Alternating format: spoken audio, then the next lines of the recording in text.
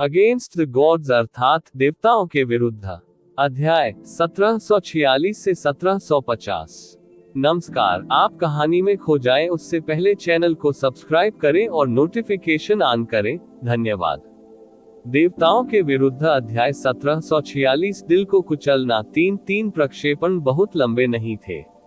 उनमें निश्चित रूप से उन सभी चीजों को शामिल नहीं किया गया था जो उन अनुभवों से गुजरे थे जिन्हें याद किया गया था, क्योंकि बहुत सारे अनावश्यक विवरण हटा दिए गए थे। लेकिन यह अभी भी उस क्षण को प्रस्तुत करने के लिए पर्याप्त था जब शैतान सम्राट नफरत में आया था, और सही कारण उसने उन सभी को पूरी तरह से छोड़ने के लिए चुना था। पूर्वी दिव्य क्षेत्र के गहन अभ्यासियों को ऐसा महसूस हुआ जैसे उन्होंने अभी अभी एक भव्य दिवास्वप्न का अनुभव किया हो। वे नहीं जानते थे कि लाल रंग की आपदा वास्तव में कितनी भयानक थी।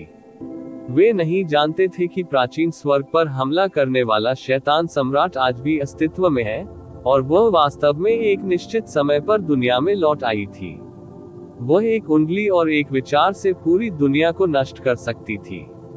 दिव्य स्वामी, भगवान सम्राट, वे सभी उसके सामने चींटियों या धूल के समान छोटे थे। हालांकि जिन महीनों में वह प्राइमल केस में वापस आई थी, उस दौरान ईश्वर क्षेत्र किसी भयानक आपदा में नहीं उलझा था।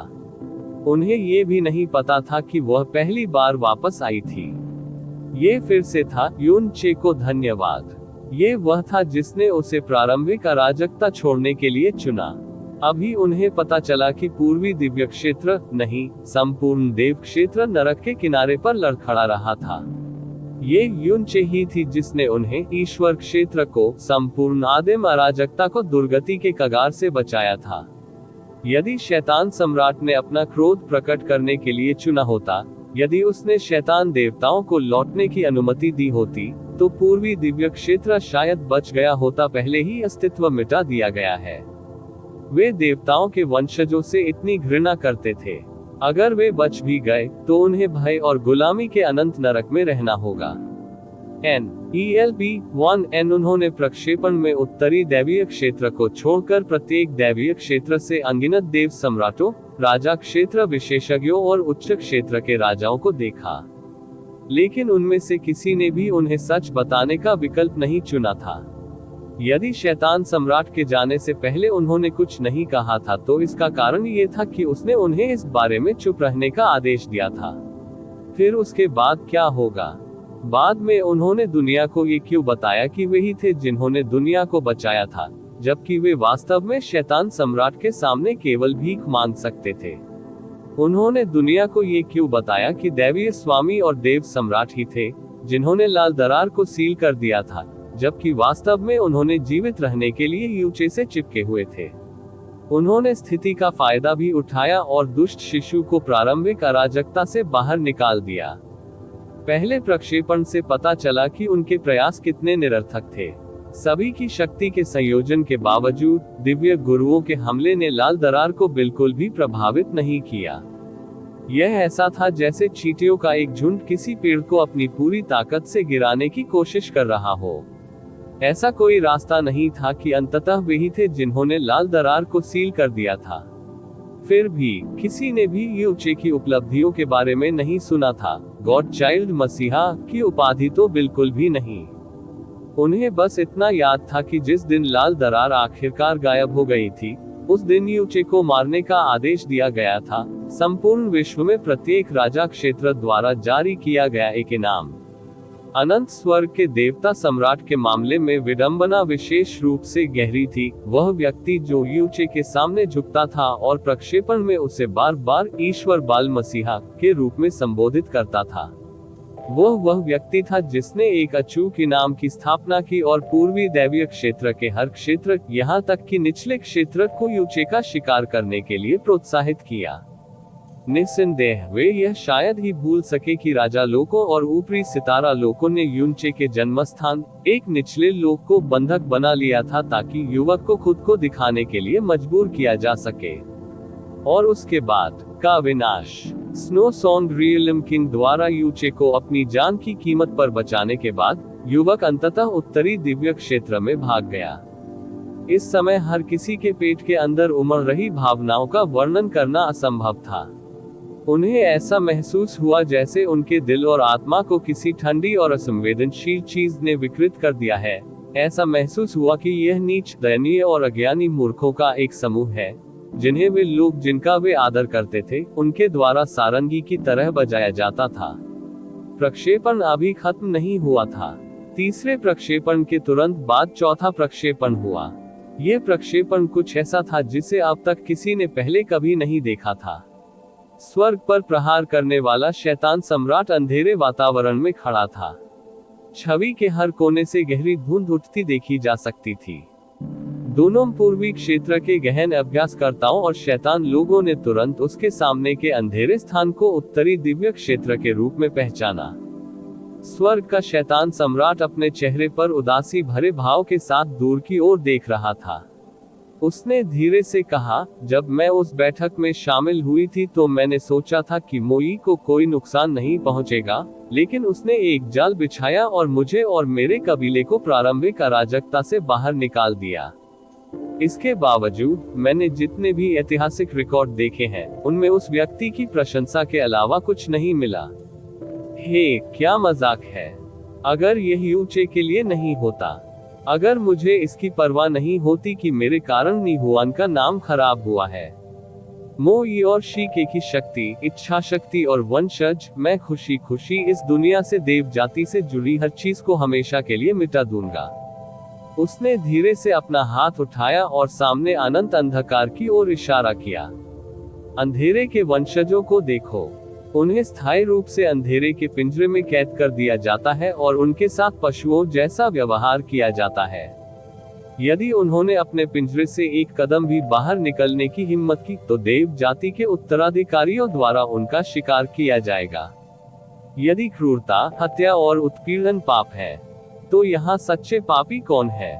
तथाकथित धार्मिक मार्ग के धारकों ने इन लोगों के साथ क्रूरता की है, हत्या की है और उन पर अत्याचार किया है, लेकिन किसी ने उन पर पाप करने का आरोप नहीं लगाया है। इन मूर्ख प्राणियों ने कभी यह सवाल नहीं किया कि शैतान एक ऐसी बुराई क्यों है जिसे खत्म किया जाना चाहिए। उन्होंने कभी इस बात पर विचार भी नहीं किया कि शैतान लोगों के प्रति उन्होंने जो द्वेष लागू किया था, वह उससे हजारों गुना अधिक बुरा था। अगर हमें शैतानों को बुराई के रूप में वर्गीकृत करना है, तो यहाँ असली शैतान कौन है? मुझे आश्चर्य है। वह स्वयं से और उन सभी से जिन्होंने उसकी बातें सुनी, प्रश्न पूछ रही थी। उसके कहे हर शब्द ने दिल को झकझोर दिया और आत्मा को छलनी कर दिया। शैतान बुरे क्यों थे? ऐसे भाग्य के लायक होने के लिए उन्होंने कभी क्या किया था? इस सवाल ने उपस्थित सभी लोगों को चौंका दिया। पूर्वी दिव्य क्षेत्र इस समय निस्संदेह एक शैतानी आपदा का सामना कर रहा था। यह अभूतपूर्व और बिल्कुल भयानक था। यही समस्या थी, यह अभूतपूर्व थी। ईश्वर क्षेत्र को आज तक कभी भी इस तरह के हमले का सामना नहीं करना पड़ा था। उनके जन्म के समय से ही उन्हें बता दिया गया था कि शैतान विधर्मी थे जिन्हें दुनिया में मौजूद रहने की अनुमति नहीं दी जा सकती। उन्हें बताया गया कि शैतान लोग अंधेरे, क्रूर, पापी और दुर्भावनापूर्ण प्राणी थे और उन्हें मारना किसी भी गहन अभ्यासकर्ता का धार्मिक कर्तव्य था। ये पुरुष और महिला की तरह ही सामान्य इंद्रियों में सबसे सामान्य था, आग और पानी। किसी ने भी इस पर कभी सवाल नहीं उठाया क्योंकि इसे आजमाना हास्यास्पद था और कुछ मामलों में तो पापपूर्ण भी था। शैतान लोग बुरे क्यों थे? उन्होंने किस प्रकार के अक्षम्य पाप किए थे? क्या उन्होंने इतनी भयानक विपत्ति पैदा की थी कि दुनिया में यह वर्णन करने के लिए पर्याप्त किताबें नहीं थी कि यह कितना जघन्य था? वे ये जानकर हैरान रह गए कि वे एक भी उत्तर नहीं दे सके। ऐसा इसलिए था क्योंकि उन्हें किसी कारण की आवश्यकता नहीं थी।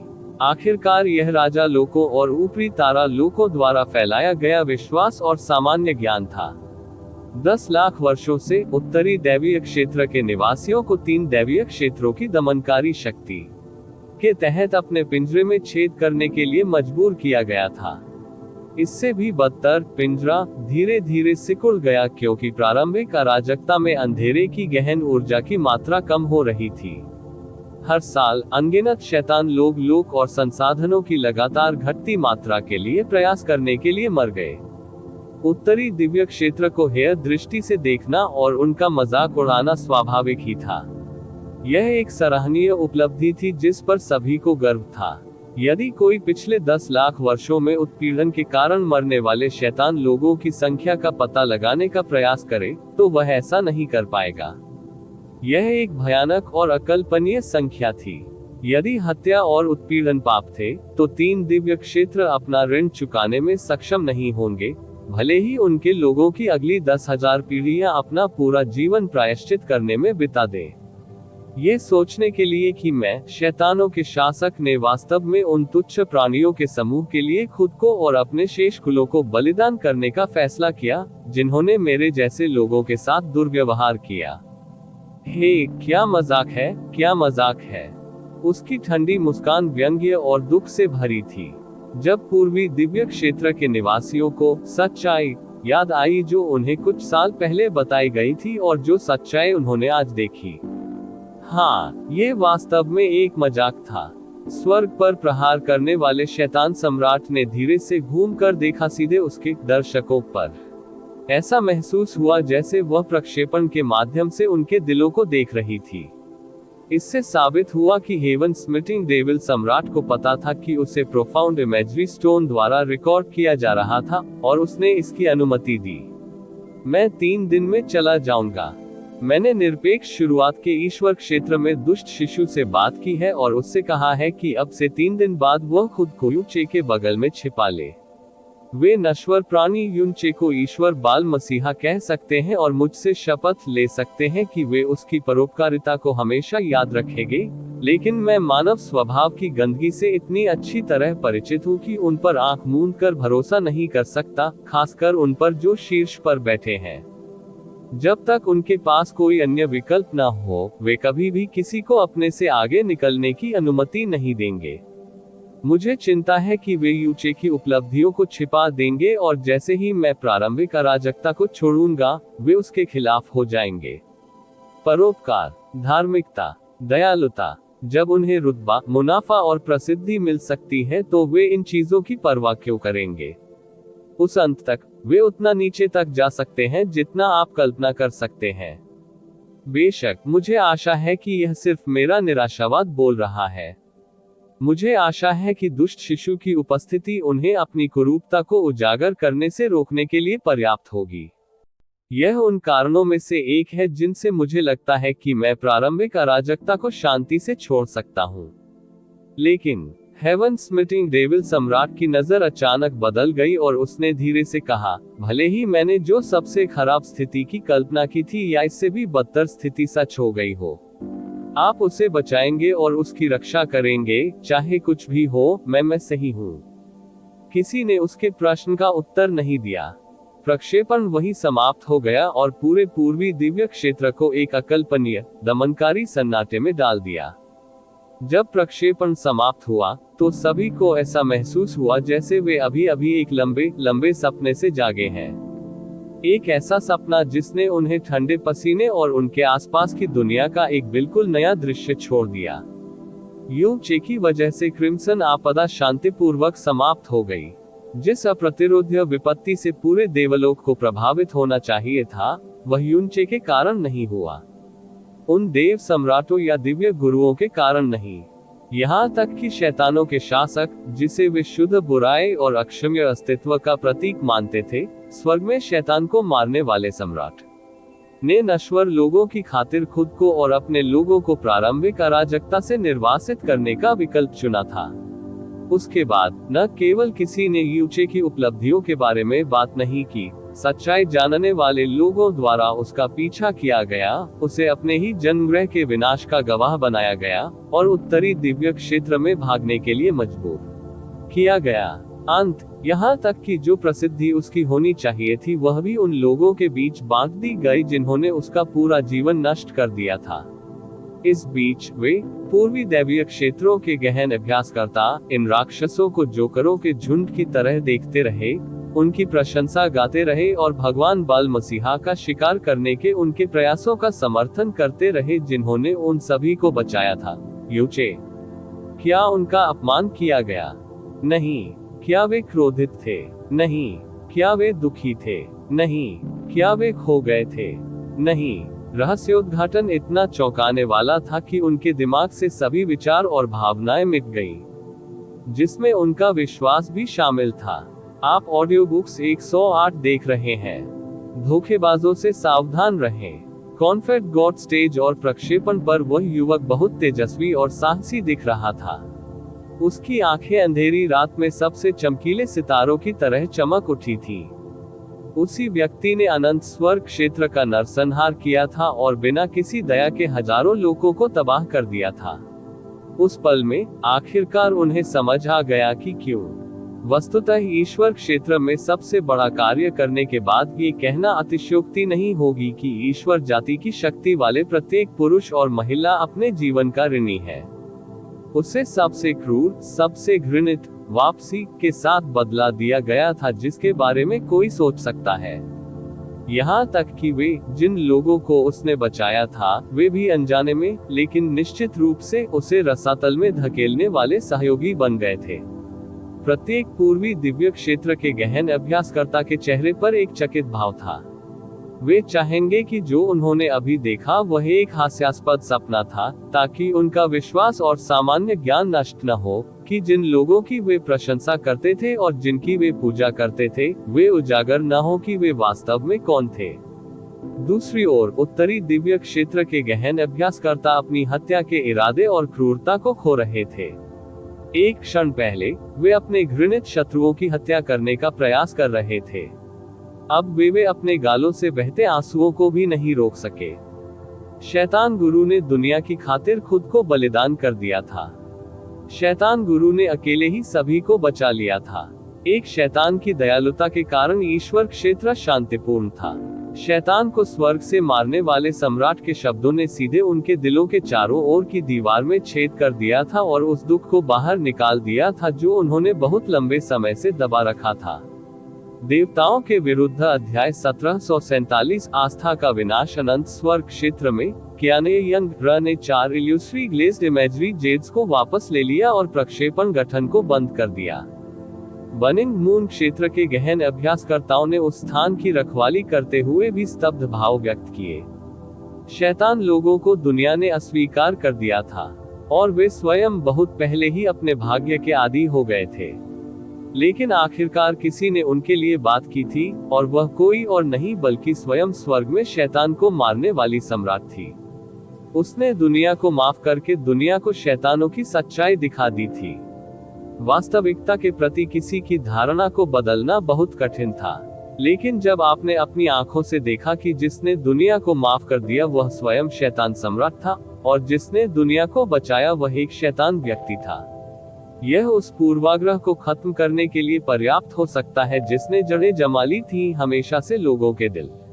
कम से कम स्वर्ग में शैतान को मारने वाले सम्राट के शब्द हर किसी के दिमाग में बैठ गए। मैं विश्वास नहीं कर सकता कि शैतान मास्टर उस सब से गुजरा, तियांग गुहू ने आश्चर्य से बुदबुदाया। ये पहली बार था जब उसे समझ आया कि यूचे को 3 दिव्य क्षेत्रों से इतनी नफरत क्यों थी। लेडी कियानेइंग सही है। फेन दाओकी ने राहत की लंबी सांस ली। ये 4 विशेष गहन इमेजरी पत्थर निश्चित रूप से खरबों शैतान सैनिकों के बराबर मूल्य के थे। वह उत्तरी दैवीय क्षेत्र में पैदा हुआ एक शैतान व्यक्ति हो सकता है, लेकिन वह भी समझ सकता है कि पूर्वी दैवीय क्षेत्र के गहन अभ्यासकर्ताओं के दिमाग पर इस सच्चाई का कितना बड़ा प्रभाव होगा। इसके अलावा पश्चिमी दिव्य क्षेत्र और दक्षिणी दिव्य क्षेत्र भी प्रभावित होने से पहले ये केवल समय की बात थी। एक कहावत थी, शहर को घेरने से दिल को घेरना बेहतर है। यह उल्लेख करने की आवश्यकता नहीं है कि यह विशेष मानसिक हमला इतना शक्तिशाली था कि उनकी इच्छाशक्ति और विश्वास को जहां वे खड़े थे चकनाचूर कर दे। अंतिम दृश्य को छोड़कर सभी दृश्यों में दिखाई देने वाले दिव्य मास्टर्स की विशाल संख्या को ध्यान में रखते हुए केवल एक आदर्श गहन इमेजरी स्टोन जो किसी दृश्य को बिना किसी निशान के रिकॉर्ड कर सकता है, जैसे कि इल्यूस्ट्री ग्लेज्ड इमेजरी जेड हर किसी की इंद्रियों से बच सकता था। फेन दाओकी ने देखा कि कियाने यंग को कितना आश्चर्य हुआ जब उसने देखा कि तियांग गुहू द्वारा दी गई वस्तुएं 4 इल्यूस्ट्री ग्लेज्ड इमेजरी जेड थी। इसका मतलब ये था कि इल्यूसरी ग्लेज्ड इमेजरी Z उसके स्तर के किसी व्यक्ति के लिए भी दुर्लभ थी। किसी ने इसे रिकॉर्ड करने के लिए इस बहुमूल्य चीज का उपयोग किया था, जबकि वे सभी दिव्य गुरु और देव सम्राट उपस्थित थे। उन्हें समझना चाहिए कि उनके कार्य कितने खतरनाक थे और खोज का जोखिम कितना वास्तविक था। इससे कोई फर्क नहीं पड़ता कि आपने इसे कैसे देखा, ये स्पष्ट रूप से एक क्षणिक निर्णय नहीं था। रिकॉर्डर ने ये सब इसलिए तैयार किया था ताकि किसी प्रकार की सबसे खराब स्थिति घटित हो, और ऐसा हुआ भी। ये व्यक्ति जो भी था, उसकी खतरे की भावना, बुद्धिमत्ता और आगे की योजना बनाने की क्षमता बहुत डरावनी थी। कियाना ये यंग रा ने यून चे पर एक नजर डाली। रिकॉर्डर की पहचान दिन की तरह स्पष्ट थी। इल्यूसरी ग्लेज्ड इमेजरी Z एक ऐसी वस्तु थी जिसे केवल ग्लेज्ड लाइट क्षेत्र ही उत्पन्न कर सकता था। ऐसा कहा जाता था कि दिव्य स्टेनलेस आत्मा में खतरे को देखने की क्षमता थी। जिस व्यक्ति ने यह वस्तु चिबुयाओ को दी वह शुई उपनाम वाली एक महिला थी। यह उल्लेख करने की आवश्यकता नहीं है कि शुई मेइन कभी भी दृश्यों में दिखाई नहीं दी, भले ही शुई यंग्यू और शुई क्यानहेंगे क्या 2 बार दिखाई दी। शुई मेइन स्पष्ट रूप से वह व्यक्ति थी जिसने इन सभी महत्वपूर्ण अवसरों को गुप्त रूप से दर्ज किया था। समय, मकसद, भ्रामक चमकदार कल्पना Z, दिव्य स्टेनलेस आत्मा, ये सब एकदम सही था। यह उसके अलावा कोई और नहीं हो सकता। कियाना ये यंग रा ने कहा, ये थोड़ा शर्म की बात है कि उस दिन की कोई रिकॉर्डिंग नहीं है जब शैतान सम्राट ने प्राइमल कैस्ट छोड़ा था, या ये शर्म की बात थी, लेकिन आश्चर्य की बात नहीं थी। आखिरकार उस दिन ग्लेज्ड लाइट क्षेत्र से कोई भी नहीं आया था। ऐसा संभवतः इसलिए था क्योंकि उसकी दिव्य स्टेनलेस आत्मा ने उसे पूर्व चेतावनी दी थी। एक कियाना ये यंग रा वास्तव में क्या थी? उत्सुकता इस बात की थी कि हेवन स्मिटिंग डेविल सम्राट जानबूझकर शुई में इनसे अकेले में क्यों मिला और उसे उत्तरी दिव्य क्षेत्र में क्यों लाया। क्या ऐसा इसलिए था क्योंकि वह अत्यंत दुर्लभ दिव्य स्टेनलेस सोल की मालिक थी? उसका मानना था कि यही एकमात्र उत्तर था। कियाना ये यंग रा ने फिर से टिप्पणी की, ये सोचने के लिए कि उस छोटी लड़की ने उस समय इस तरह से कुछ तैयार किया था। ये कहने की जरूरत नहीं है कि प्रकटीकरण का समय बिल्कुल सही है।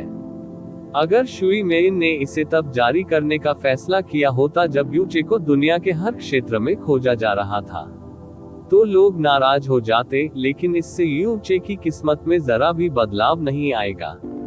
अब जब यूनचे शैतान गुरु के रूप में लौटा था और पूर्ण शक्ति के साथ एक राजा क्षेत्र का नरसंहार किया था, तो सच्चाई उन सभी की इच्छाओं को चकनाचूर करने में सक्षम थी जो उसका विरोध करना चाहते थे। पूर्वी दैवीय क्षेत्र और भविष्य में पश्चिमी दैवीय क्षेत्र और दक्षिणी दैवीय क्षेत्र पर भी कब्जा करना अब 10 गुना आसान हो गया था। यू चे ने शुई मेइन को छोटी लड़की कहने के लिए कियाना यंगर को फटकार नहीं लगाई। उसने बस आगे की ओर देखा और थोड़ा सा चुप हो गया। प्रोफाउंड गॉड कन्वेंशन में 15 वर्षीय लड़की ने कॉन्फेड गॉड स्टेज पर अपनी भयंकर लड़ाई के बाद बेवजह खुद को उससे जोड़ लिया था। उसे उससे और उसके पिता से छिपना पड़ा क्योंकि वह उसकी बेटी को बहकाने के लिए उसे मारना चाहता था। अनंत स्वर्ग दिव्य क्षेत्र के अंदर साधना करते हुए 3000 साल बिताने के बावजूद ऐसा नहीं लगा कि जिस दिन वे मिले थे उस दिन से वह एक दिन भी बड़ी हो गई थी। उसके प्रति उसका प्यार भी कम नहीं हुआ था। हर बार जब वह उसकी ओर देखती थी तो ऐसा लगता था मानो उसकी आंखों के अंदर अरबों सितारे चमक रहे हों। अगर उसने उसमें एक बदलाव देखा तो वह ये कि उसके स्वभाव में अब मासूमियत और स्त्री आकर्षण का मिश्रण था। कभी कभी वह एक युवती की तरह पवित्र व्यवहार करती थी और कभी कभी वह एक लोमड़ी की तरह आकर्षक होती थी। उसने उस लड़की के गुप्त प्रयासों पर कभी ध्यान नहीं दिया जिसे वह अब तक भोली समझता था। फ्लाइंग स्टार क्षेत्र में जब प्रक्षेपण शुरू हुआ तो ड्रीमिंग सोल स्वॉर्ड संप्रदाय और फॉलिंग स्टार क्षेत्र के बीच लड़ाई रुक गई थी। प्रक्षेपण समाप्त होने के बाद भी खून की बदबू और दमनकारी सन्नाटा अभी भी पूरे युद्ध क्षेत्र में छाया हुआ था। फॉलिंग स्टार रियलिम किंग इतना उत्तेजित था कि वह अनियंत्रित रूप से कांप रहा था। अचानक वह ड्रीमिंग सोल स्वॉर्ड सेक्ट की ओर मुड़ा और चिल्लाया, क्या तुमने वह सुना? क्या तुमने वह सुना? शैतान सम्राट स्वयं हमारी रक्षा कर रहा है, और हमारा शैतान गुरु वह है जिसने आप सभी की जान बचाई है। सच्चा मसीहा। लेकिन जिन लोगों ने उसे बचाया था, उन्होंने न केवल उसे धोखा दिया, बल्कि उन्होंने उसे हमेशा के लिए चुप कराने की भी कोशिश की। इसके अलावा हम अंधेरे के बच्चों को लाखों वर्षों तक शैतान कहा जाता था, जबकि आप ही हैं जिन्होंने इतने समय तक बिना किसी कारण के हम पर अत्याचार किया है। तुम सच्चे शैतान हो। प्रक्षेपण खत्म होने के बाद भी यान वो आसमान की ओर देख रहा था।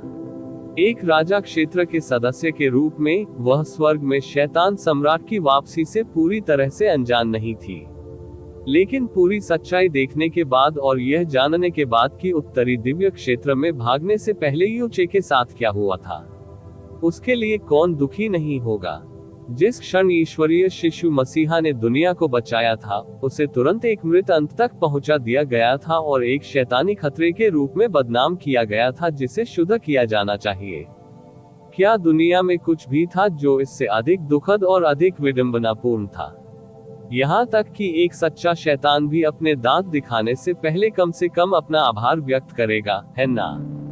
फॉलिंग स्टार रियलिम किंग के भावुक बयान ने बाकी गहन अभ्यासकर्ताओं को भी फ्लाइंग स्टार रियलिम के गहन अभ्यासकर्ताओं पर चिल्लाने के लिए प्रेरित किया, लेकिन बाद वाले बदले में कुछ नहीं कह सके। उनके चेहरे सूने थे और आंखें खाली लग रही थी। संप्रदाय गुरु, एक ड्रीमिंग सोल स्वॉर्ड संप्रदाय का शिष्य बड़बड़ाया, क्या ये सब सच है? सब कुछ अपनी आंखों से देखने और सुनने के बाद भी वे अभी भी सत्य पर विश्वास नहीं कर सके, नहीं करेंगे। हर कोई मेन कैनयांग और मेन डुआनक्सी की ओर देखने लगा।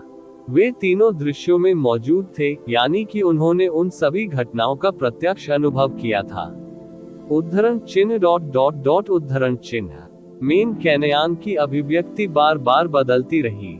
जब इसका प्रमाण पूरे पूर्वी दिव्य क्षेत्र में प्रसारित किया गया था तो इसे नकारना असंभव था। जोर से चिल्लाने से पहले उसने गहरी सांस लेते हुए कहा, क्या ये सही या गलत पर सवाल उठाने का समय है? हमारा संप्रदाय इस वक्त खतरे में है। आपके कितने रिश्तेदारों को शैतान लोगों ने मार डाला है। वे हमारे घर को नष्ट करने से बस एक कदम दूर हैं। मेन कैनयान के शब्दों ने सभी की भावनाओं को झकझोरकर वापस सामान्य कर दिया। जब उन्होंने अपने चारों ओर खून और लाशों के समुद्र को देखा, तो उनकी लड़ने की भावना और गहन ऊर्जा एक बार फिर उनके शरीर में लौट आई। तभी एक कोने से अचानक एक कमजोर आवाज आई, अगर यूचे नहीं होता तो हमारा घर बहुत पहले ही चला गया होता।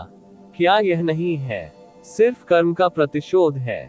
पूर्वी दिव्य क्षेत्र योग्य है। वक्ता बिल्कुल साधारण शिष्य था। वह काले घावों से ढका हुआ था और वह मरने के कगार पर था और उसके बगल में लाशों के ढेर में शामिल हो गया था। आमतौर पर उनके जैसे किसी व्यक्ति को किसी क्षेत्र के राजा संप्रदाय में कोई अधिकार नहीं होता, लेकिन उनकी मरणासन आह ने सभी के दिलों में गहरी चोट पहुंचाई और उनकी नई लड़ाई की भावना को लगभग तुरंत ही खत्म कर दिया। हे एक अन्य गंभीर रूप से घायल ड्रीमिंग सोल शिष्य ने खून भरी हंसी निकाली और सभी का ध्यान आकर्षित किया। वह मरने वाला था और वह अपने अंतिम शब्दों को नहीं रोक रहा था। मैं आज जहां हूं वहां तक पहुंचने के लिए मैंने अपना आधा जीवन खेती करने और काम करने में बिताया, और मुझे ड्रीमिंग सोल स्वॉर्ड संप्रदाय में शामिल होने का सम्मान मिला। ऐसा इसलिए था क्योंकि हमारी तलवार धार्मिकता और अच्छाई की तलवार के रूप में जानी जाती है। तो संप्रदाय गुरु, मेरी तलवार इतनी गंदी क्यों है? इस बार यहाँ तक कि मेन कैनयांग और मेन डुआंगसी भी अपराध बोध के भारी दबाव के कारण टूटने लगे थे। उस समय जब यूनचे पर हमला हुआ था तब ड्रैगन सम्राट, दक्षिणी सागर देवता सम्राट, ब्रह्मा स्वर्ग देवता सम्राट और शाश्वत स्वर्ग देवता सम्राट सभी मौजूद थे। उनकी सच्ची राय जो भी हो, उन्होंने सोचा कि उनके पास एक पक्ष चुनने के अलावा कोई विकल्प नहीं है। उस समय उनका अपराध इतना मजबूत नहीं था क्योंकि बाकी सभी लोग, यहाँ तक कि देव सम्राट भी यूचे के खिलाफ थे। और ये तब और भी कम हो गया जब यूचे ने अपनी गहरी गहन ऊर्जा का खुलासा किया। उस समय यूचे के लिए चीजों को समाप्त करने का केवल एक ही तरीका था, और यह इतना अंतिम था कि उन्होंने भी सोचा कि यही तरीका होना चाहिए।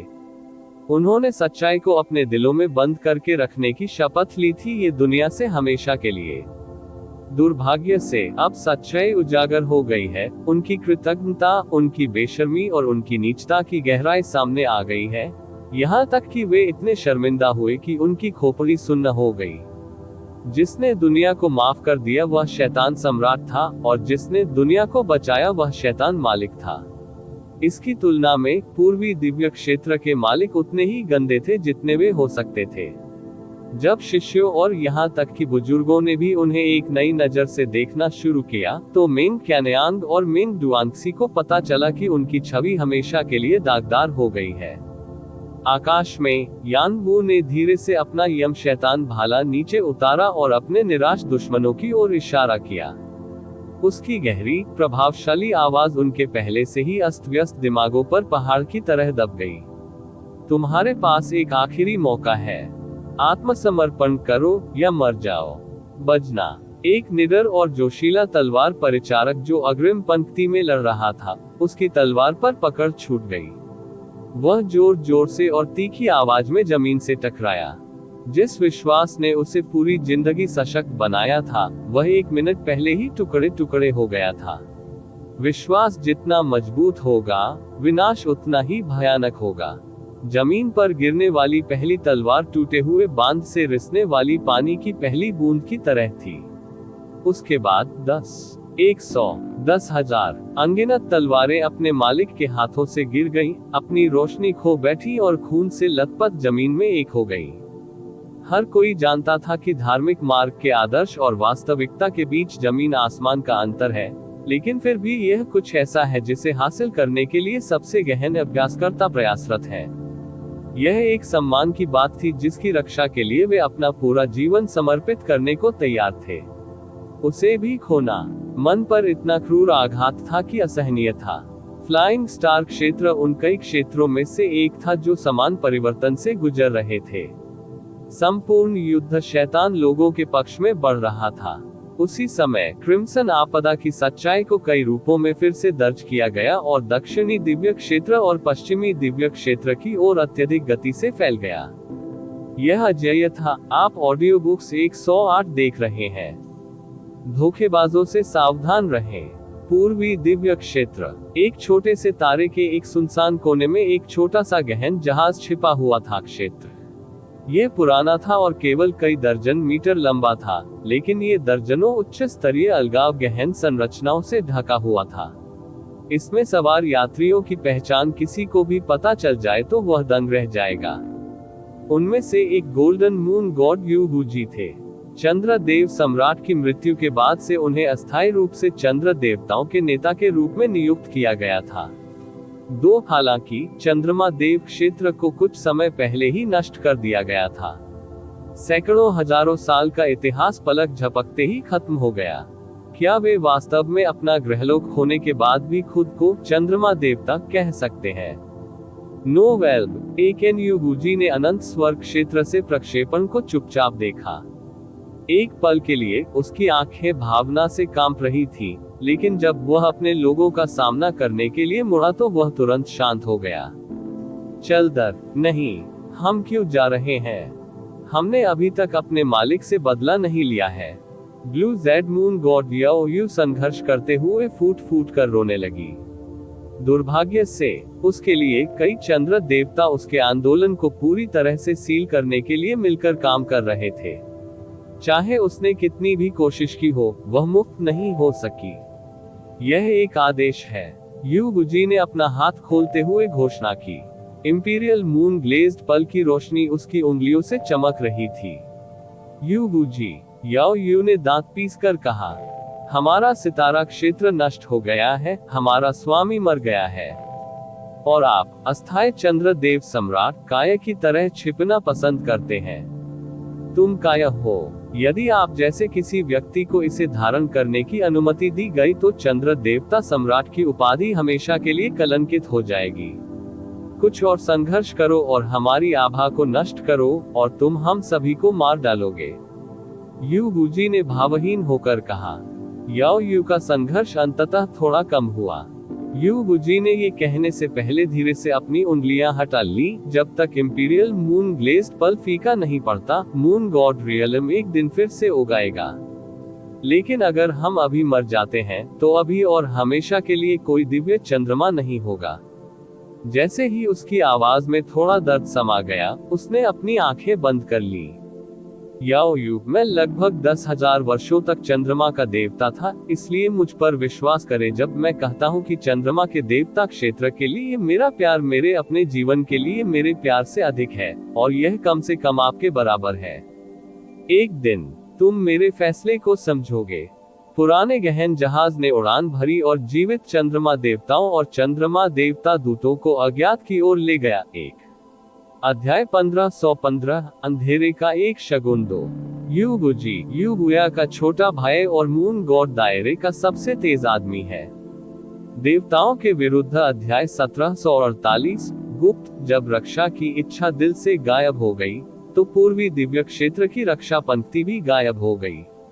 ये पहले से ही ढह रहा था, लेकिन अनंत स्वर्ग प्रक्षेपण के माध्यम से सत्य की घोषणा के बाद अस्थायी गतिरोध पूरी तरह से टूट गया।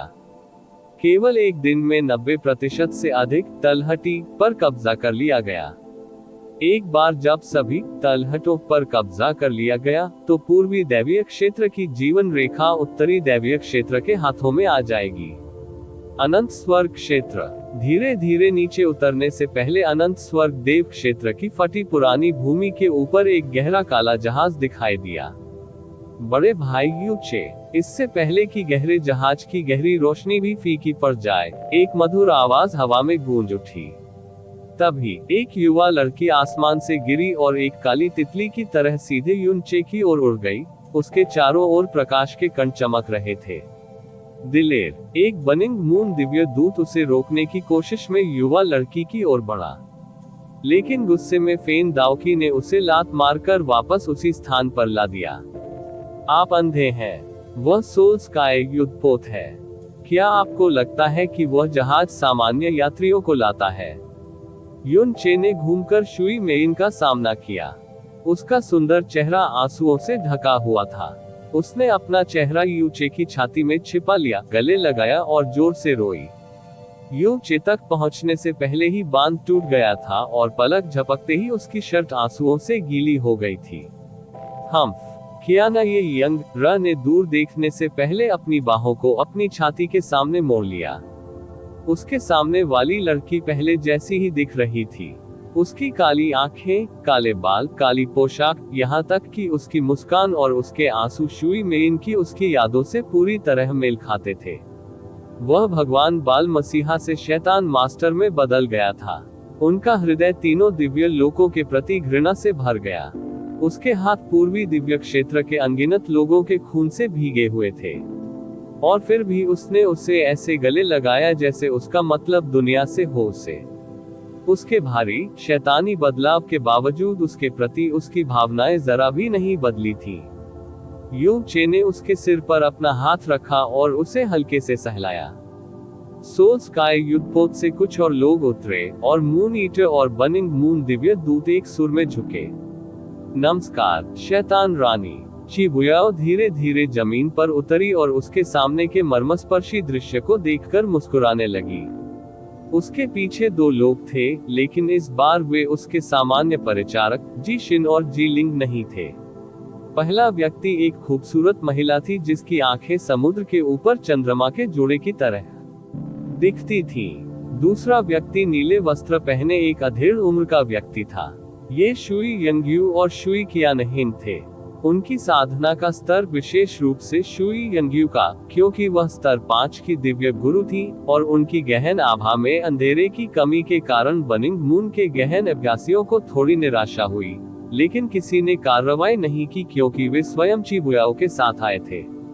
जब युन चे ने उन्हें दुर्लभ सौम्यता से देखा, तो उसकी आंखें अपने सामान्य अंधेरे से पूरी तरह से रहित थीं। शुई कियानहेन की आभा ने उन्हें मध्य चरण के दिव्य संप्रभु के रूप में चिन्हित किया। जैसा कि अपेक्षित था, अफवाहें कि जिया क्विंग्यू ने उसे अपंग कर दिया था, सच थी। शुई यंगयू ने शुरू करने से पहले यूनचे को एक जटिल नजर से देखा। ग्लेज्ड लाइट दायरे से शुई यंग्यू ने उत्तरी क्षेत्र के शैतान मास्टर को बधाई दी। शुई qianheng भी उसे सलाम करने वाला था, लेकिन यू चे ने जवाब देने से पहले तुरंत अपने हाथ नीचे कर दिए। सीनियर शुई, आपको अपनी गड़बड़ी में शामिल करने के लिए मुझे खेद है। वो एक पंक्ति शुई यंग्यू और शुई qianheng को उसे घूरने पर मजबूर करने के लिए पर्याप्त थी। अब तक पूर्वी दिव्य क्षेत्र के प्रत्येक पुरुष और महिला को यू चे की क्रूरता और क्रूरता का गवाह बनाया गया था। जिस किसी ने भी देखा कि उसने अनंत स्वर्ग क्षेत्र के नरसंहार का आदेश कैसे दिया, उसे संदेह नहीं होगा कि वह घृणा और प्रतिशोध के सच्चे शैतान में बदल गया था। फिर भी इसमें कोई संदेह नहीं कि उनकी माफी के पीछे गंभीर पछतावा था। उन्हें तुरंत पता चल गया कि रसातल ने उनकी मानवता को पूरी तरह से खत्म नहीं किया है। शुई qianheng ने अपना सिर हिलाया और उसके होठों पर एक राहत भरी मुस्कान फैल गई। तुम किस बारे में बात कर रहे हो? ग्लेज्ड लाइट रियलम ने बस अपने दृढ़ विश्वास के प्रति सच्चे बने रहने का चयन किया है। इसके अलावा मुझे पता था कि तुम एक दिन वापस आओगे। ये बस। उसकी मुस्कान थोड़ी और जटिल हो गई। मैं यह इतनी जल्दी या कठोर होने की उम्मीद नहीं कर रहा था। मैंने सोचा था कि आपको दोबारा देखने से पहले एक और सहस्राब्दी होगी। इस बीच शुई मेइन ने अंततः यून चे की छाती से ऊपर देखा और उसके चेहरे को एकटक देखती रही। उसे कोई परवाह नहीं थी कि वह इस समय कहाँ थी या कितने लोग उसे देख रहे थे। लड़की अभी बस इतना करना चाहती थी कि जब तक संभव हो सके उसे घूरती रहे, उसके दिल में वर्षों की लालसा और चिंता को कम करने के लिए, जब तक वे चले नहीं गए। पहले की तरह शुई मेइन राक्षसी रूप से सुंदर थी। यह उस बिंदु पर था जहां किसी व्यक्ति को केवल उसकी आंखों में देखने से मोहित होने का खतरा था। ची बुयाओ पर नजर डालने और qianheng र पर नजर डालने के बाद बनिंग मून के गहन अभ्यासकर्ताओं ने बुद्धिमानी से अपनी नजरें नीचे कर ली जमीन। मुझे बहुत खुशी है कि आप ठीक हैं, बिग ब्रदर यू चे। वह फुसफुसाए। ऐसा एक भी दिन नहीं गया जब मैं तुम्हारे बारे में चिंता किए बिना जिया। मैंने सोचा था कि तुमसे दोबारा मिलने में मुझे बहुत बहुत लंबा समय लगेगा। भगवान का शुक्र है। qianheng र अब उसकी प्यार भरी फुसफुसाहटों को सुनना बर्दाश्त नहीं कर सकी, इसलिए उसने बलपूर्वक बातचीत को बाधित कर दिया। क्या ये इल्यूस्ट्री ग्लेज्ड इमेजरी जेड आपकी है? शुई यंग्यू ने शांत भाव से उत्तर दिया, ब्रह्मपूर्ण ग्लेज्ड इमेजरी जेड केवल हमारे ग्लेज्ड लाइट क्षेत्र में मौजूद है। qianheng र यू चे ने शुई मेइन की आंखों में देखने से पहले धीरे से उसके चेहरे पर मौजूद आंसू पोंछे। मेइन, क्या आप वास्तव में वही हैं जिसने अनुमानों को अंकित किया है? हालांकि सभी संकेत शुई मेइन की ओर इशारा कर रहे थे, फिर भी वह उसके मुंह से जवाब सुनना चाहता था। इल्यूस्ट्री ग्लेज्ड इमेजरी जेड्स के पीछे के प्रभाव, स्नेह और प्रेम को खारिज करना असंभव था। एमेन। शुई मेइन सिर हिलाते हुए उज्जवल रूप से मुस्कुराए। उस पल उसकी आंखें हीरे की तरह चमक उठी। हालांकि मुझे पता है कि इल्यूस्ट्री ग्लेज्ड इमेजरी जेड बिना किसी निशान के चीजों को रिकॉर्ड कर सकता है, मुझे ये स्वीकार करना होगा कि मैं उस समय काफी घबराया हुआ था। सौभाग्य से शुरू से अंत तक किसी ने ध्यान नहीं दिया कि मैं क्या कर रहा था। उसके उत्तर ने घटनास्थल पर मौजूद प्रत्येक गहन अभ्यासकर्ता में सिहरन पैदा कर दी। उन्होंने तुरंत उसकी ओर देखा, पहले से बिल्कुल अलग रोशनी। उद्धरण चिन्ह ... उद्धरण चिन्ह। यू चे ने पूछने से पहले जटिल भाव से उसे देखा, आपको इन दृश्यों को रिकॉर्ड करने के लिए किसने प्रेरित किया? दरअसल मैंने पहला प्रक्षेपण पूरी तरह से बिना सोचे समझे रिकॉर्ड कर लिया। उस समय हर कोई कह रहा था कि लाल दरार पूरे ईश्वर क्षेत्र के भाग्य को प्रभावित कर सकती है, इसलिए मैंने सोचा कि मैं ऐतिहासिक क्षण का रिकॉर्ड भी रख सकता हूँ। मैं वरिष्ठ शैतान सम्राट के ठीक उसी समय लौटने की उम्मीद नहीं कर रहा था। आपके द्वारा वरिष्ठ शैतान सम्राट के मन को सफलतापूर्वक बदलने के बाद प्रत्येक देवता सम्राट और क्षेत्र के राजा ने ईश्वर बाल मसीहा के रूप में आपकी प्रशंसा की। लेकिन किसी कारण से जब भी मैं तुम्हें देखता था तो मैं अपनी आत्मा से बेचैनी की भावना को दूर नहीं कर पाता था, इसलिए मैंने सोचा कि जो कुछ भी हुआ उसका रिकॉर्ड रखना बुद्धिमानी होगी। और ऐसा लगता है कि मेरा निर्णय सही था। शुई मेइन ने चालाकी से नहीं, बल्कि बेचैनी की अस्पष्ट भावना से काम किया था। उसने यू चे की रक्षा के लिए सब कुछ किया। यू चे को अपने दिल में गर्माहट महसूस हुई। हो सकता है कि वह अथाह अंधकार में गिर गया हो, लेकिन कम से कम उसके पास अभी भी चिपके रहने के लिए गर्म रोशनी की रस्सी तो थी। धन्यवाद देना, बहुत समय हो गया था जब उसने किसी को धन्यवाद दिया था, लेकिन उसके मुंह से शब्द निकलने से पहले ही एक नाजुक हाथ ने उसके होठों को ढंक दिया। शुई मेइन ने उस पर अपना सिर हिलाया और कहा, तुम मेरे मंगेतर हो और यह स्वाभाविक है कि मैं अपने भावी पति बिग ब्रदर युन चे की रक्षा करूं।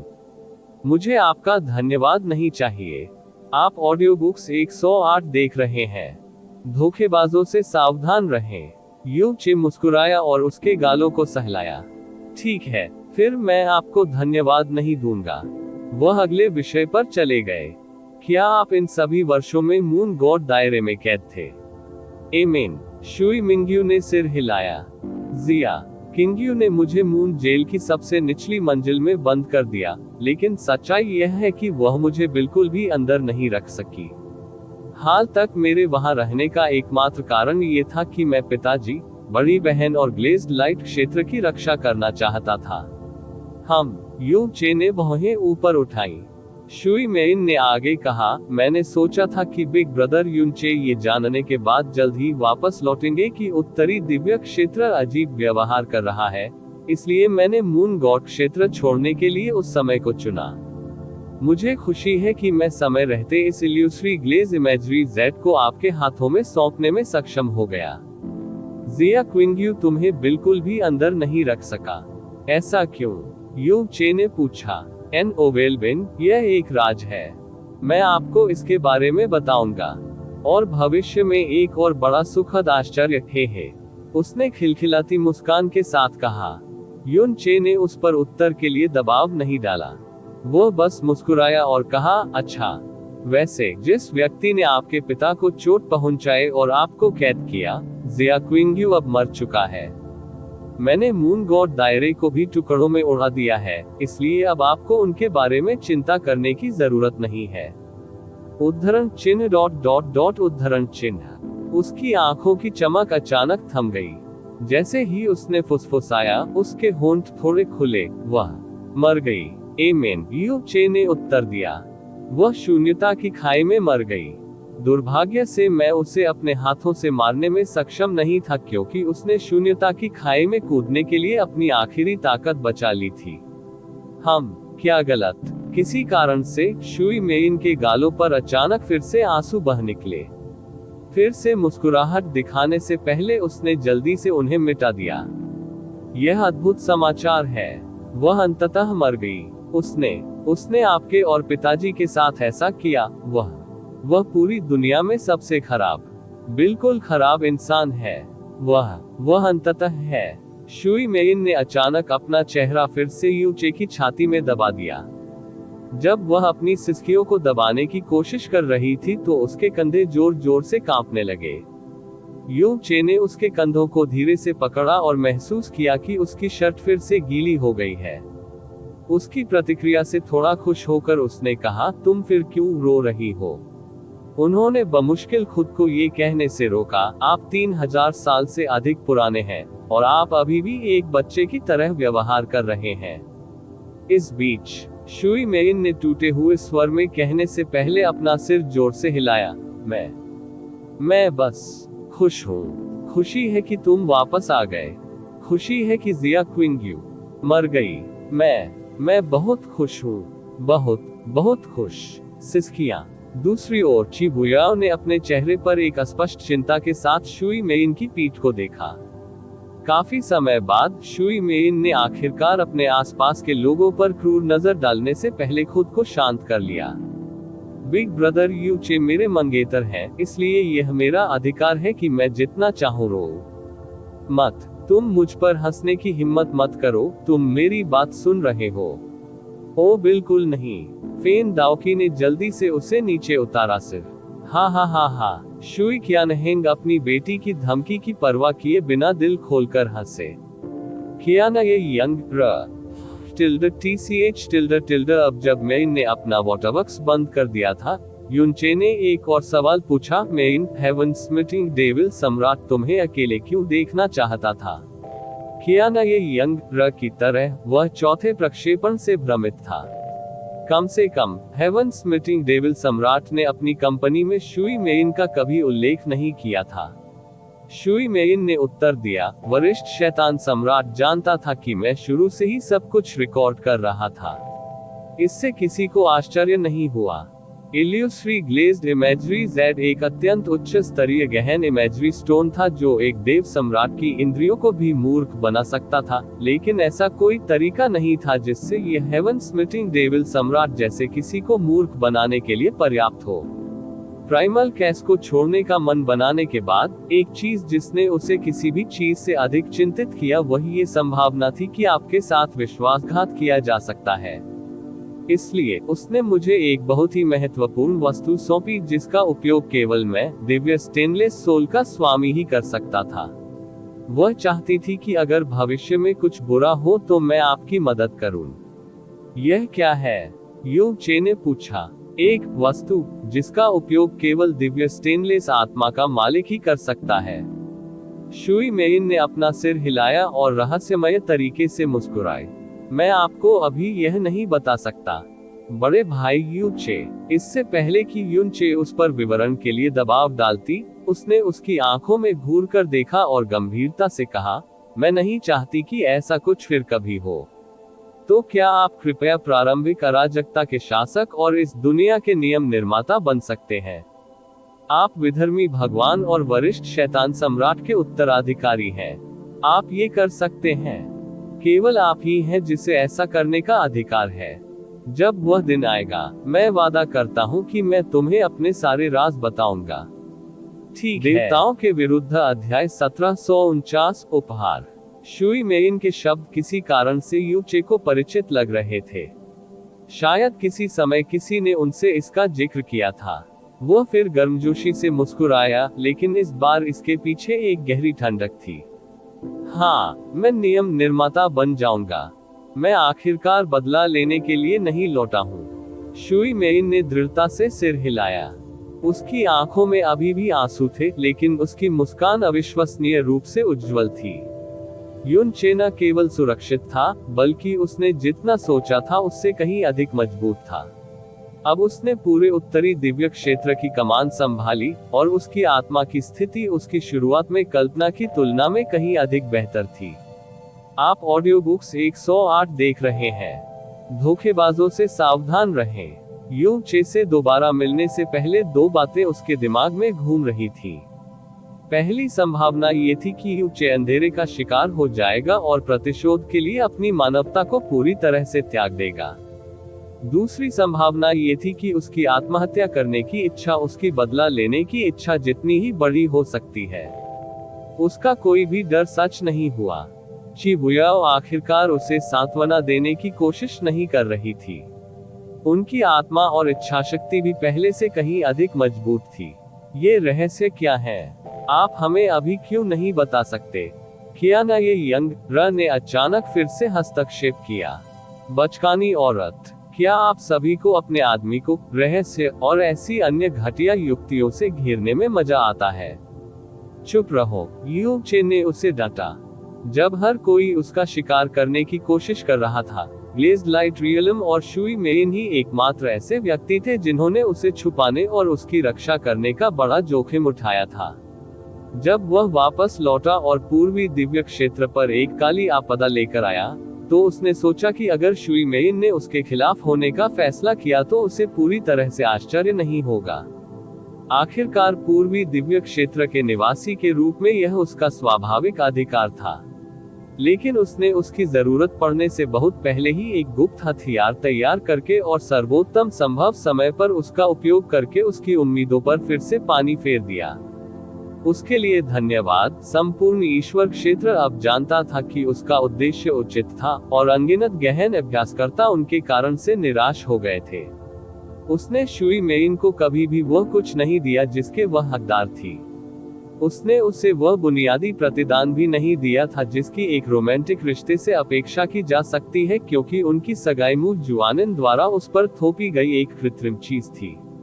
जब वह शाश्वत स्वर्ग दिव्य क्षेत्र में खेती करती थी तो वह 3000 वर्षों तक उससे दूर रही थी।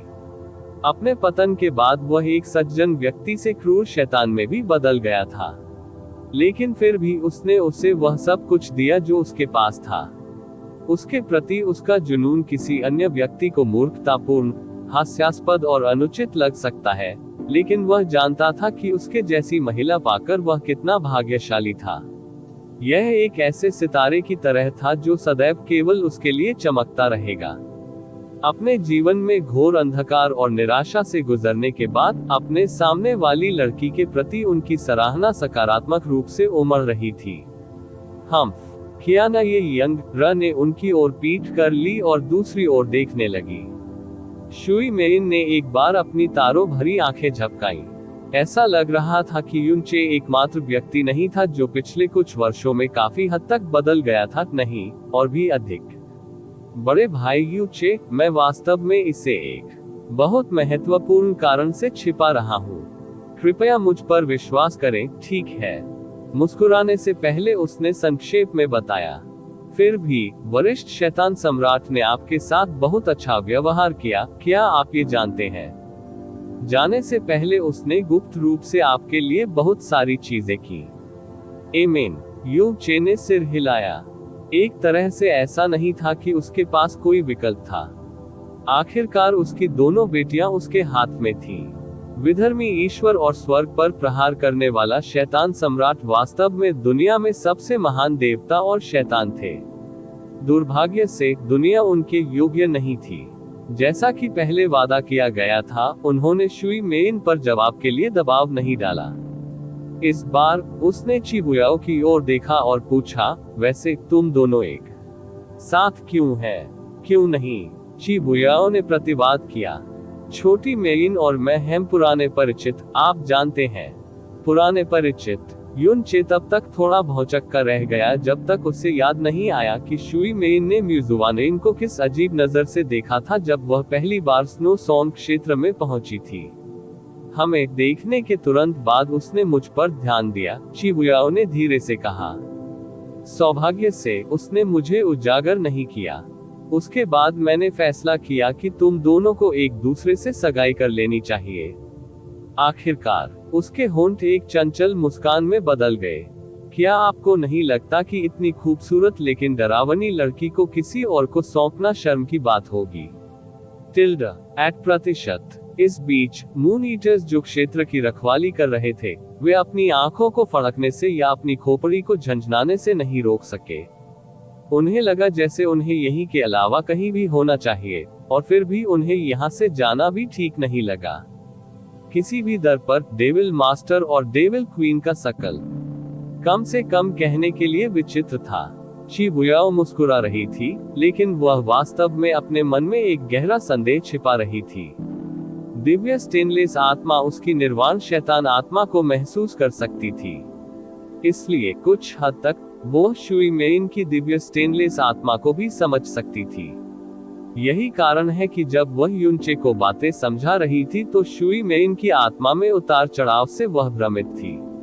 वह कल्पना भी नहीं कर सकती थी कि इस तरह के उतार चढ़ाव के लिए किस तरह की भावना की आवश्यकता होगी। आखिर वह क्या छुपा रही थी? सबसे पहले इसे छिपाने की आवश्यकता क्यों थी? अपने विचारों को इकट्ठा करने में काफी समय बिताने के बाद शुई क्यानहेंग ने हल्की सी खांसी निकाली और कहा, शैतान मास्टर, हम आज न केवल इसलिए आए हैं क्योंकि हम आपको फिर से देखना चाहते हैं, बल्कि एक अनुरोध करने के लिए भी आए हैं। यू चे ने उसकी ओर देखा और हल्के ढंग से कहा, मैं आपका उपकार नहीं भूला हूँ, सीनियर शुई। आप मुझसे जो चाहे मांग सकते हैं, पूर्वी दिव्य क्षेत्र की ओर से क्षमा के अलावा। शुई क्यानहेंग की अभिव्यक्ति थोड़ी ठंडी हो गई। शुई यंगयू ने अपने पिता को पीछे छोड़ दिया और समान रूप से कहा, चमकता हुआ प्रकाश क्षेत्र निश्चित रूप से आपको पूर्वी दिव्य क्षेत्र शैतान मास्टर को माफ करने के लिए नहीं कह रहा है। हम जो चाहते हैं, आप उन्हें एक मौका दें। एक मौका, आप कहते हैं? यू चे के होठों का कोना ऊपर की ओर मुड़ा हुआ था। उसकी कोमल आवाज अचानक ठंडी और कठोर हो गई। क्या तब किसी ने मुझे मौका दिया था? वह मुड़ा और शुई यंग्यू से दूर देखने लगा। भविष्य में पूर्वी दिव्य क्षेत्र के साथ चाहे कुछ भी हो जाए, चमकता हुआ प्रकाश क्षेत्र प्रभावित नहीं होगा। मैं तुम्हारा जो उपकार हूं उसका कई गुना बदला भी चुकाऊंगा। लेकिन यदि आप पूर्वी दिव्य क्षेत्र के लिए दूसरा मौका चाहते हैं। हे, उसने आगे बढ़ने से पहले ठंडी हंसी उड़ाई। मुझे ये कहते हुए दुख हो रहा है कि मेरे प्रति आपका उपकार मुझे मेरे मृत परिवार को भुलाने के लिए पर्याप्त नहीं है। उनका उत्तर स्पष्ट और पूर्ण था। इससे पहले कि शुई कियानहेंग और शुई यंग्यू कुछ और कह सके, युन चे ने अचानक बगल की ओर देखा और कहा, क्या आप यहाँ उदारता की भी गुहार लगाने आए हैं? कफन स्काई क्षेत्र के सम्मानित अतिथियों। थोड़ी देर की खामोशी के बाद दो और शख्सियतें सोल स्काई युद्धपोत से नीचे उड़ी और यू चे के सामने रुक गईं। यह कोई और नहीं बल्कि कफन आकाश क्षेत्र के राजा लू झो और उनके बेटे लू लिंगचुआन थे। कफन आकाश क्षेत्र युद्ध से प्रभावित नहीं था, और ऐसा इसलिए नहीं था क्योंकि यह राजा क्षेत्रों के अलावा 3 सबसे मजबूत ऊपरी सितारा क्षेत्रों में से एक था। ऐसा इसलिए था क्योंकि उन्हें अभी भी याद है कि लू झो ने प्राइमल कैस के किनारे पर क्या कहा था, उस समय भारी दबाव झेलने के बावजूद। ये धीरे से बोला गया था, लेकिन उसने इसे अभी भी स्पष्ट रूप से सुना, भले ही वह अपने गुस्से से अभिभूत होने की कगार पर था। कफन आकाश क्षेत्र के लू झो उत्तर के शैतान मास्टर का स्वागत करते हैं। पिता और पुत्र दोनों ने यू चे की ओर सम्मान पूर्वक झुके। युन चे उनका सामना करने के लिए घूमा। केवल इशारे का अर्थ ये था कि उसने धनुष स्वीकार कर लिया है। आप उन कुछ लोगों में से एक हैं जिन्होंने मेरा बचाव किया जब बाकी सभी लोग मेरे खिलाफ हो गए। रियलम किंग लू और भाई लू और मैंने एक दूसरे के साथ एक छोटी सी दोस्ती साझा की। यदि आप यहाँ अतिथि के रूप में हैं तो मेरे दरवाजे सदैव खुले रहेंगे आपको। लेकिन फिर, यदि आप पूर्वी दिव्य क्षेत्र की ओर से दलील देने के लिए यहाँ आए हैं, तो आपको बाहर निकालने के लिए मुझे दोष न दें। लू झो ने आश्चर्य से देखा। उसने यह नहीं सोचा था कि यू चे ने तब उसकी गुस्से भरी बड़बड़ाहट सुनी थी। आज तक उसे यह बात याद नहीं है। इससे पता चलता है कि वह दयालुता और रिश्तों को कितना महत्व देते थे। लू लिंगचुआन की निगाहें भी बहुत अधिक जटिल हो गईं। कॉन्फेड गॉड स्टेज पर उस महाकाव्य लड़ाई के अंत में एक बड़ा फायदा होने के बावजूद उसने स्वेच्छा से युनचे को जीत सौंप दी थी। वह शाश्वत स्वर्ग दिव्य क्षेत्र में 3000 वर्षों तक साधना करने के बाद एक दिव्य गुरु बन गया था, लेकिन यू चे भी उसके समान विशेषाधिकार का आनंद लिए बिना उत्तरी दिव्य क्षेत्र का भयानक शैतान गुरु बन गया था। किसने सोचा होगा कि यू चे के खिलाफ उसकी लड़ाई उसके जीवन का सबसे गौरवशाली क्षण बन जाएगी? नहीं, आप गलत हैं, डेविल मास्टर, लू झो ने कहा। हम आपके साथ जुड़ने के लिए ग्लेज्ड लाइट रियलम किंग के निमंत्रण को स्वीकार करने के लिए यहाँ हैं। ओह, यू चे ने सीधे लू झो की आंखों में देखा, लेकिन उन्हें उनमें कोई झूठ या दिखावा नहीं मिला। हे, युन चे ने हंसते हुए कहा, क्या मेरे कान मुझसे चालाकी कर रहे हैं? क्या पूर्वी दिव्य क्षेत्र के 3 महानतम ऊपरी सितारा लोकों में से एक के राजा ने मुझसे, उस राक्षस से जिसने तुम्हारे दिव्य क्षेत्र को तबाह कर दिया था, शामिल होने के लिए कहा था? क्या आप ये भूल गए हैं कि हमने दुनिया भर में जो खून बहाया है, या ये तथ्य कि हम अंधकार में गहन ऊर्जा के वाहक हैं, वह शक्ति जिसे दुनिया ने अस्वीकार कर दिया है? यू चे को सीधे आंखों में घूरने के बावजूद लू झो शांत रही। उन्होंने उत्तर दिया, ये सच है कि पूर्वी दिव्य क्षेत्र में खून बहाया गया है, लेकिन ये खून ही है जो हमारे विश्वासों और हमारी आत्माओं में लगे दाग को धो देता है। नियम निर्माता वह है जो ये तय करता है कि अंधेरे की गहन ऊर्जा को दुनिया स्वीकार करती है या नहीं, न कि भ्रामक स्वर्गीय कानून। उन्होंने भावुक होकर घोषणा की, यदि शैतान मास्टर ईश्वर क्षेत्र का नया स्वामी और नियम निर्माता बन जाता है, तो आपका एक शब्द और अंधकार की गहन ऊर्जा अब पाप नहीं होगी, बल्कि सबसे बड़ा सम्मान होगा जो किसी के पास हो सकता है। यू चे, आप शैतान मास्टर यू चे। लू झो की आंखें और अधिक दृढ़ हो गईं। एक बार मन बना लेने के बाद वह संकोच करने या अपने निर्णय से पीछे हटने वालों में से नहीं थे। हम ईश्वर क्षेत्र के भविष्य के स्वामी हैं जिनका हम अनुसरण करना चुनते हैं। युन चे ने थोड़ा भौहें चढ़ाई। क्या तुम्हें डर नहीं लगता कि मैं तुम्हें रसातल की अनंत गहराइयों तक खींच ले जाऊंगा? लू झो ने कहा, आप चुनाव किए बिना जीवन नहीं जी सकते, और मैं जो चुनाव करता हूं उस पर मुझे कभी पछतावा नहीं होता। इसके अलावा हम इसे पूरी तरह से स्वार्थ के लिए नहीं कर रहे हैं। यह हमारे पापों का प्रायश्चित करना और साथ ही हम पर जो एहसान है उसका बदला भी चुकाना है। युन चे ने शुई कियानहेंग और शुई यंगयू की ओर देखा। क्या ये ग्लेज्ड लाइट क्षेत्र का भी विकल्प है? ये सही है, शुई यंगयू ने उत्तर दिया। न केवल अनंत स्वर्ग प्रक्षेपण के माध्यम से सच्चाई सामने आई, ये पहली बार है जब दुनिया की अंधेरे की धारणा वास्तव में जड़ों तक हिल गई है। इसलिए मुझे नहीं लगता कि वे हमारी पसंद से बहुत आश्चर्यचकित होंगे। वास्तव में मुझे यकीन है कि ऐसे बहुत से राजा और सितारा क्षेत्र हैं जो हमारे जैसे ही विचार साझा करते हैं।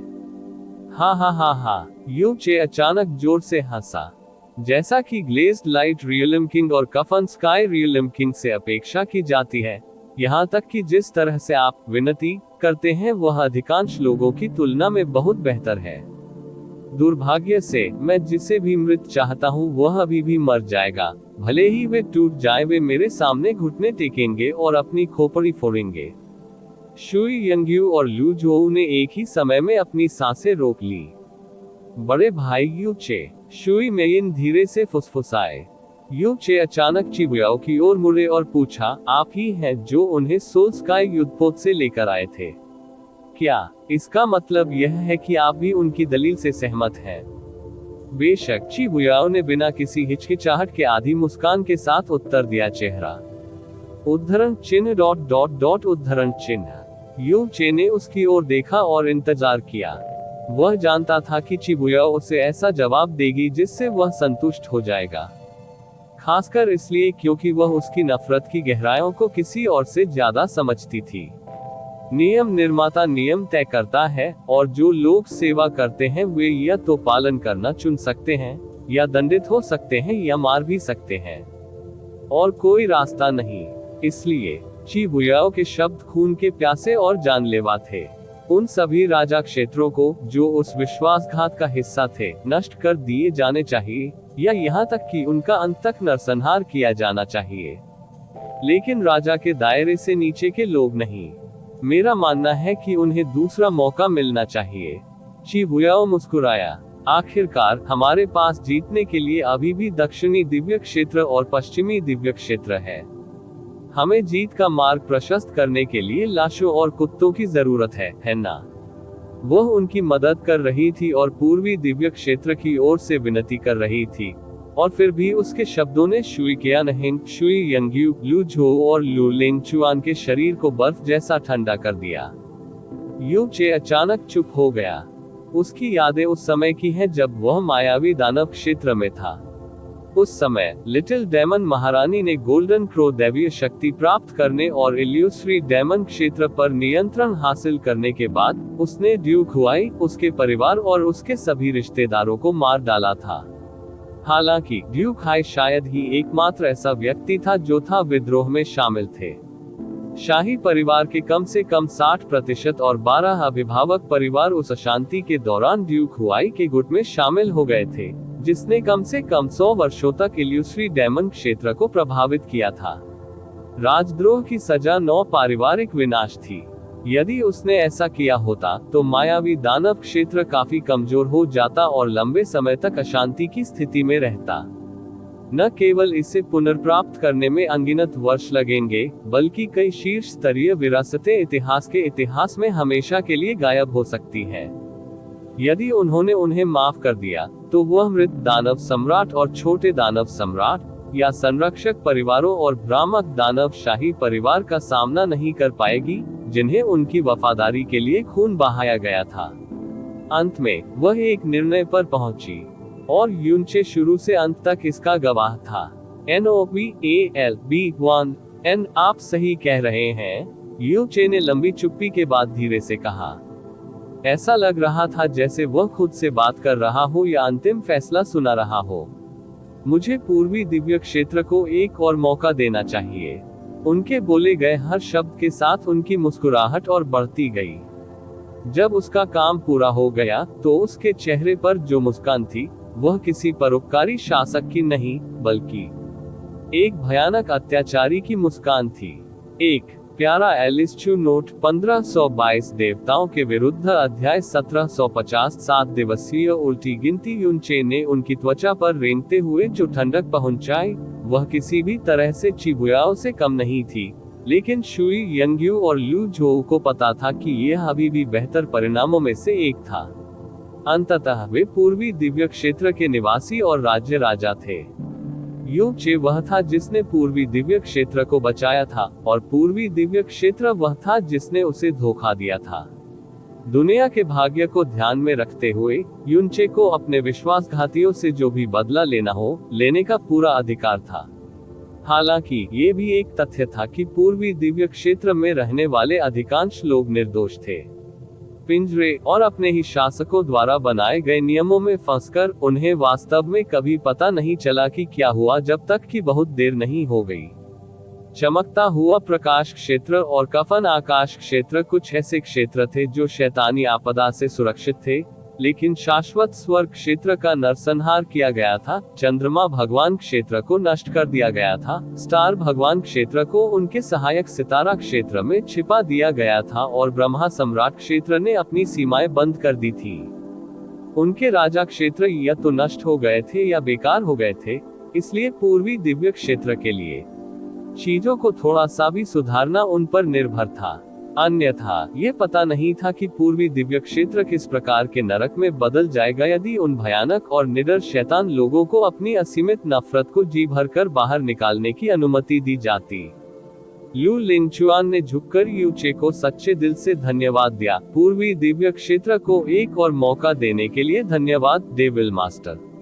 जब हम अपने लोक में लौटेंगे तो हम तुरंत चमकते प्रकाश क्षेत्र और कफन आकाश क्षेत्र के नाम पर घोषणा करेंगे कि जो लोग आपके अधीन होंगे उन्हें आपकी क्षमा प्राप्त होगी, और जो नहीं करेंगे उनके साथ आपके शत्रु जैसा व्यवहार किया जाएगा। वे अच्छी तरह जानते थे कि उन पर देशद्रोह का आरोप लगाया जाएगा। चूंकि वे युद्ध से प्रभावित नहीं हुए थे, और क्योंकि उनके फैसले पर नुकसान की धुंध नहीं छाई थी, वे किसी से भी बेहतर जानते थे कि पूर्वी दिव्य क्षेत्र उत्तरी दिव्य क्षेत्र का विरोध कर सकता था। ऐसा कोई मौका नहीं था, शाश्वत के बाद नहीं। स्वर्ग क्षेत्र और चंद्रमा भगवान क्षेत्र चले गए और दुनिया को सच्चाई की घोषणा की गई। यदि वे यथासंभव पूर्वी दिव्य क्षेत्र को अपने पास रखना चाहते थे तो उनके पास ये सबसे अच्छा नहीं, एकमात्र विकल्प था। अरे कोई जरूरत नहीं है। यू चे मुस्कुराए और अचानक प्राइमर्डियल प्रोफाउंड आग को बुलाया। फिर उसने किसी को जहाज से बाहर खींच लिया। टकराना। व्यक्ति को ढकने वाली बर्फ टूटकर गिर गई क्योंकि वे जमीन से जोर से टकराए और दूर जा गिरे। लेकिन अपने पैरों पर वापस खड़े होने के बजाय उन्होंने एक गेंद की तरह मुड़ने और अनियंत्रित रूप से कांपने का फैसला किया। जब उन्होंने शख्स का चेहरा देखा तो हर कोई हैरान रह गया। फिर लू झो और शुई कियानहेंग एक स्वर में चिल्लाए, स्टार गॉड सम्राट। जमीन पर मौजूद अधेड़ उम्र का आदमी चुपचाप घूमा और उसने देखा कि लू झो और शुई कियानहेंग उसकी ओर देख रहे हैं। फिर उसने एक अजीब सी चीख निकाली, अपना चेहरा फर्श पर छिपा लिया और अपनी बाहें उसके सिर के चारों ओर लपेट ली। वह हताश कीड़े की तरह छटपटाते हुए बोला, नहीं, नहीं, मैं स्टार गॉड सम्राट नहीं हूँ। मैं नहीं, तुम्हें गलत व्यक्ति मिल गया है। मैं नहीं हूँ, मैं नहीं हूँ। एक समय में वह एक शक्तिशाली और प्रतिष्ठित देवता सम्राट थे, यहाँ तक कि शुई कियानहेंग और लू झो जैसे शक्तिशाली उच्च क्षेत्र के राजाओं को भी सम्मान में झुकना पड़ता था। आज अनगिनत आंखों और यहाँ तक कि एक दो परिचितों की आंखों के सामने भी उसका शर्मनाक रूप उजागर हो गया। वह इस तरह देखे जाने के बजाय हमेशा के लिए जमे रहना पसंद करेंगे। इस तरह लोगों ने उन्हें लुप्त हो चुके स्टार गॉड सम्राट के रूप में याद किया होगा, वह देव सम्राट जिसने एक बार स्टार देवताओं को आदेश दिया था और महान शक्ति का इस्तेमाल किया था, न कि वह अब जैसी चालाकी भरी गड़बड़ी के रूप में। क्या लू झो और लू लिनचुआन ने एक दूसरे को एकदम सदमे में देखा। स्टार गॉड सम्राट अचानक गायब हो गया था जब स्टार गॉड क्षेत्र को दुष्ट शिशु ने मलबे में बदल दिया था।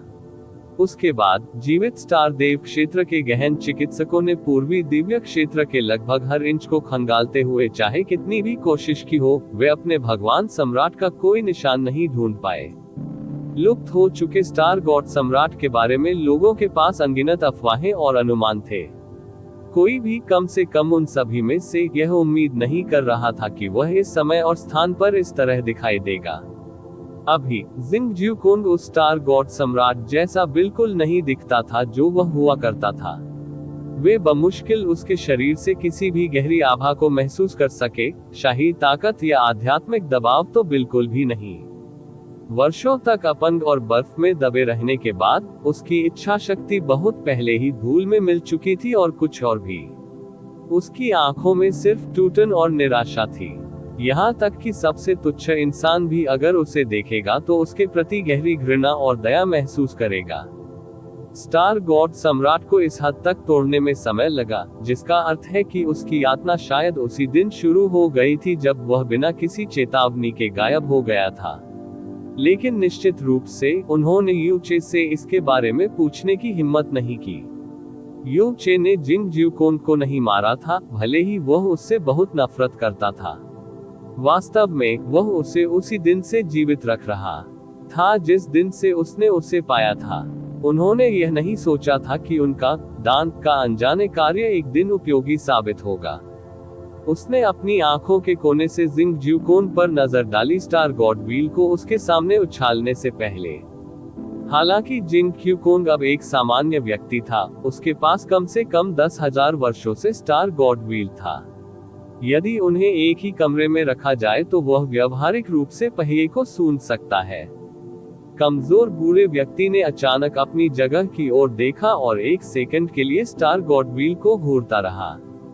किसी तरह उसे पिस्सू की तरह हवा में छलांग लगाने और स्टार गॉड व्हील को अपनी छाती में कसकर गले लगाने की ताकत मिल गई। उसके गालों पर आंसू झरनों की जोड़ी की भांति बहने लगे। लियो झो, शुई क्यानहेंग और सभी ने देखा, जबकि उनके दिलों में अवर्णनीय भावनाएं उमड़ रही थीं। हे युन चे की भौहें सिकुड़ गईं और उसने गहराई से कहा, जिंग ज्यूकोंग, मैं तुम्हें स्टार गॉड सम्राट बनने का एक और मौका दूंगा। इसका अच्छे से स्वाद लो। जिंग ज्यूकोंग ने कोई जवाब नहीं दिया। ये लगभग ऐसा था मानो वह उसे बिल्कुल भी नहीं सुन सका। बूढ़ा व्यक्ति अपनी पूरी शक्ति से स्टार गॉड व्हील को पकड़ रहा था और एक पल के लिए उसे लगभग फिर से सर्वशक्तिमान स्टार गॉड सम्राट जैसा महसूस हुआ। यू चे ने सामने की ओर चलने से पहले एक व्यंग्यपूर्ण टिप्पणी की। उन्होंने आदेश दिया, दाव की गठन चालू करो।